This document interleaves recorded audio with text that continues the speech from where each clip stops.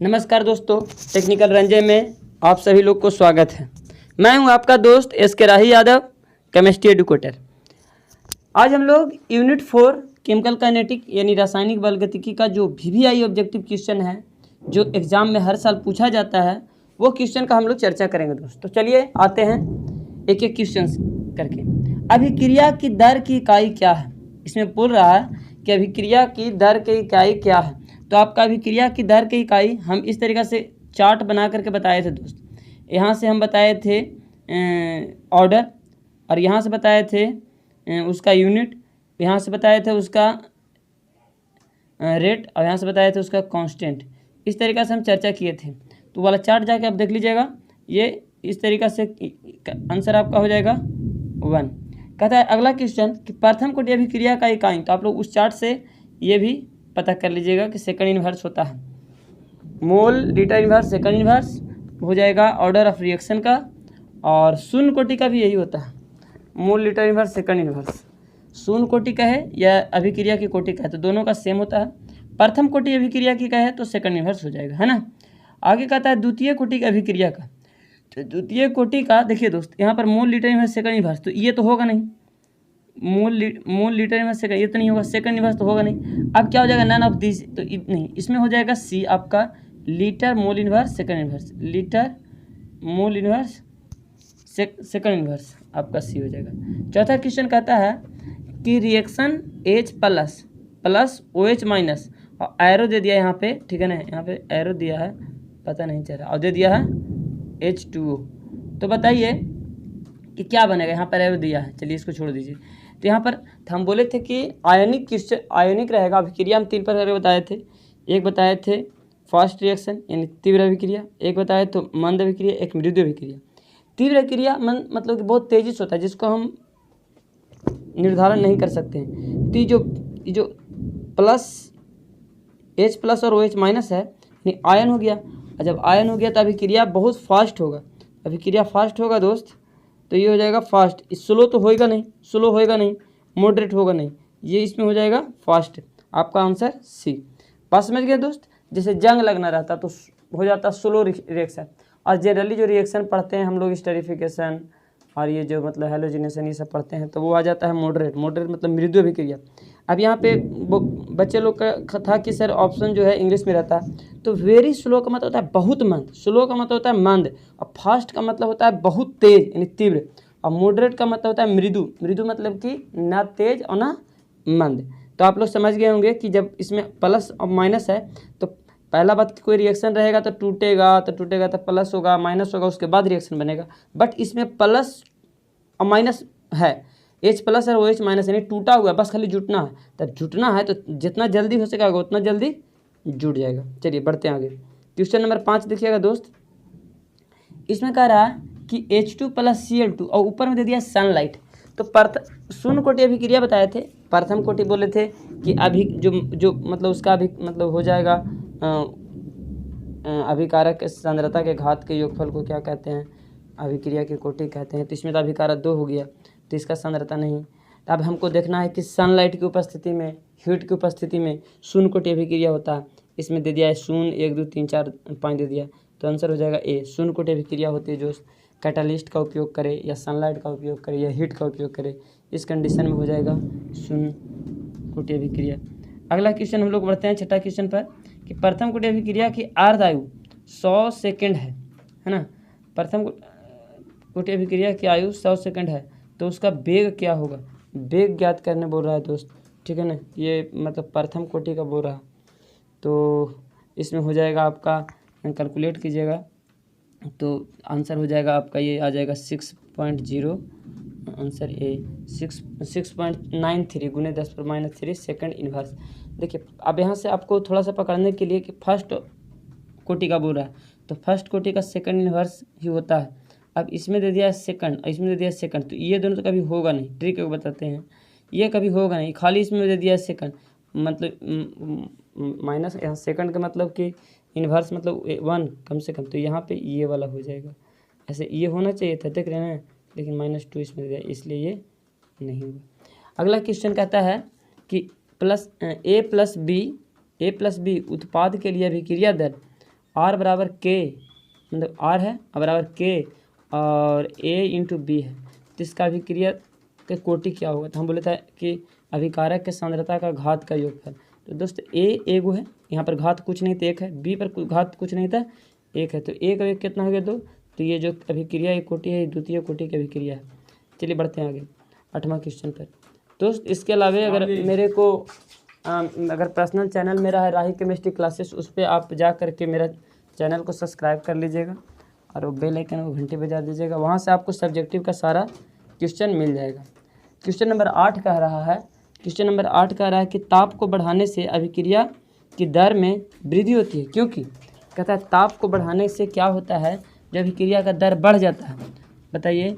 तो हो जाएगा आपका कि इसमें जो होता है ये जो ऊर्जा है ना, ई इज इंक्रीज, ई मतलब होता है यहाँ पे थ्रेशोल्ड ऊर्जा, क्या वो देहली ऊर्जा, थ्रेशोल्ड ऊर्जा यानी देहली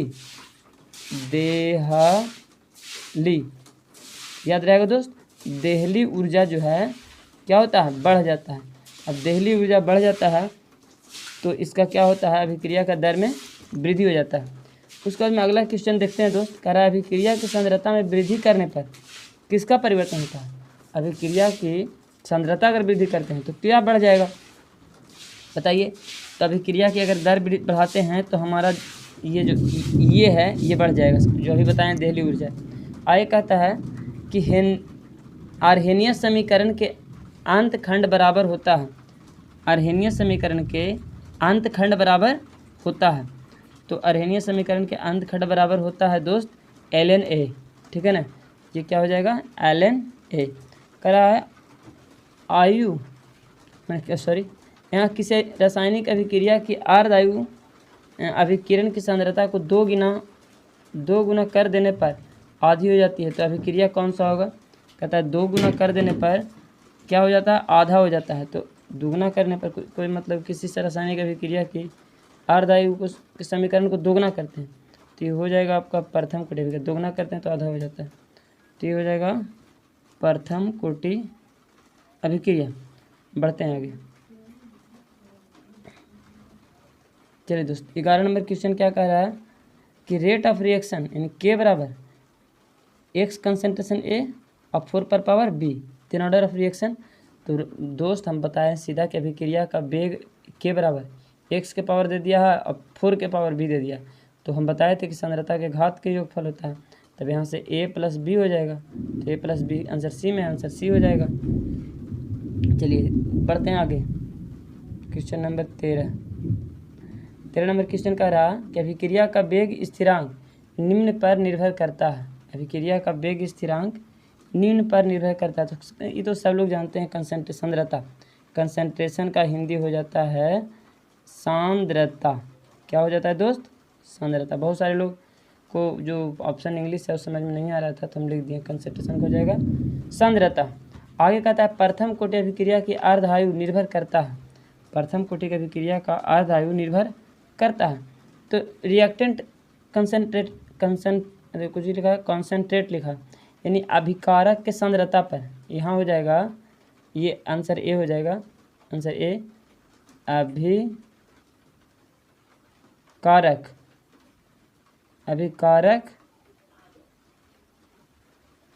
अभिकारक के सॉरी ध्यान दीजिएगा, इसमें कंसंट्रेशन बताए थे, कंसंट्रेशन यहाँ पे हो जाएगा ये मतलब रिएक्टेंट कंसंट्रेट हो जाएगा, यानी मतलब कि अभिकारक के सांद्रता हो जाएगा। चलिए आगे बढ़ते हैं। कहता है कि किसी अभिक्रिया का वेग अभिकारक के सांद्रता पर निर्भर नहीं करती है तो उस अभिक्रिया की कोटि, कहता है जो वेग अभिकारक की सांद्रता पर नहीं करता, तो हम अभी नहीं बोले थे दोस्त कि ताप रहे कैटालिस्ट है तो हो जाएगा शून्य कोटि अभिक्रिया जो है सांद्रता पर निर्भर नहीं करता है। आगे बढ़ेंगे हम लोग दोस्त 16 नंबर क्वेश्चन पर। 16 नंबर क्वेश्चन क्या कह रहा है दोस्त कि the energy which use change reactant into product, कहता है ना कि अभिक्रिया से उत्पाद में परिवर्तन करने वाला ऊर्जा क्या कहलाता है? अभिकारक से उत्पाद में परिवर्तन करने वाले ऊर्जा को क्या कहते हैं? तो अभिकारक से उत्पाद में परिवर्तन करने वाला ऊर्जा को कहते हैं आप लोग जानते हैं एक्टिवेशन एनर्जी यानी देहली ऊर्जा। क्या दोस्त? देहली ऊर्जा। आई कहता है कि रेडियो एक्टिव विघटन का भी क्रिया की कोटि होता है, तो रेडियो एक्टिव का हो जाएगा प्रथम कोटि। एकदम याद रखिएगा ये वाला बात जो है एकदम VVI है, ये जो VVI क्वेश्चन है। उसके बाद में कहता है कि किसी अभिक्रिया का वेग को व्यक्त किया जाता है R बराबर K और A पर पावर कितना है दोस्त? A पर पावर हो गया, A पर पावर 2 है, अब B पर पावर कुछ नहीं तो 1 है, तो अभिक्रिया की कोटि तो 2 A पर पावर 2 है और प्लस B पर कुछ नहीं तो 1 बराबर कितना हो जाएगा दोस्त? 3 हो जाएगा। तो ये वाला 1 आंसर A हो जाएगा। चलिए बढ़ते हैं आगे।